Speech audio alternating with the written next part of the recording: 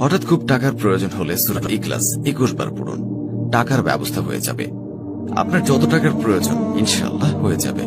শুধুমাত্র যখন আপনারা হঠাৎ দেখবেন যে টাকার প্রয়োজন হবে, সে সময় আপনারা শুধুমাত্র সূরা ইখলাসটি পড়বেন। এই আমলের নিয়মে 21 বার।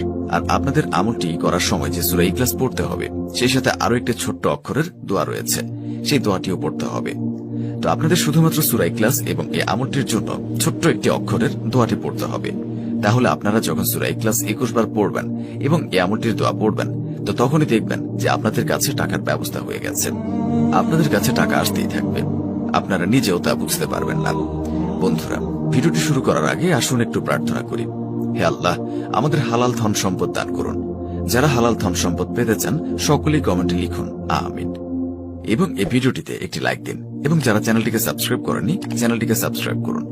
এই ভিডিওর লাইক টার্গেট 10,000, তাই সকলেই ভিডিওটিকে লাইক দিয়ে দিন। তো চলুন ভিডিওটি শুরু করা যাক।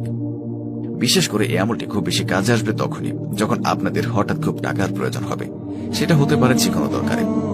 আপনার যখনই টাকার প্রয়োজন হবে, আপনি একটু কষ্ট করে সূরা ইখলাসের এই আমলটি করবেন, তাহলে দেখবেন যে আপনাদের কাছে টাকার ব্যবস্থা হয়ে গেছে।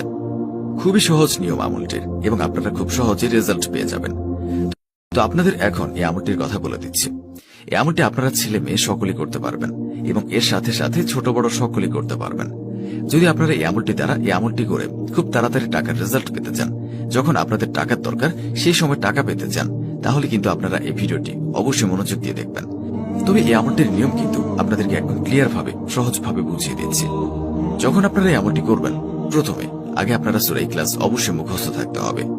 আপনাদের যাদের মুখস্থ নেই তারা একটু কষ্ট করে মুখস্থ করে নেবেন, কারণ এই সূরা ইখলাস পড়ে যদি আপনারা আপনাদের টাকা পয়সার সমস্যা একদম সম্পূর্ণ শেষ করতে পারেন, তাহলে অবশ্যই আপনারা সূরা ইখলাসটি মুখস্থ করে নেবেন। এবং সূরা ইখলাসটি মুখস্থ করে নিলে অনেক ফজিলত রয়েছে। এই সূরার ভেতর অনেক শক্তি রয়েছে, যা আপনারা আগে মুখস্থ করুন, তারপরে বুঝতে পারবেন। তো সূরা ইখলাস আপনাদেরকে পড়তে হবে। তো তখন আপনারা অবশ্যই এই আমলটি করার জন্য শুদ্ধভাবে সূরা ইখলাসটি পড়বেন। আর আপনাদের যে দোয়াটি 21 বার পড়তে হবে, সেই দোয়াটি মাত্র আপনাদেরকে 3 বার উচ্চারণ করে শোনাচ্ছি। তাহলে আশা করি আপনারা বুঝতে পারবেন দোয়াটি হলো সুবহানাল্লাহ। আমি দোয়াটি আবারও বলছি, দোয়াটি হচ্ছে সুবহানাল্লাহ।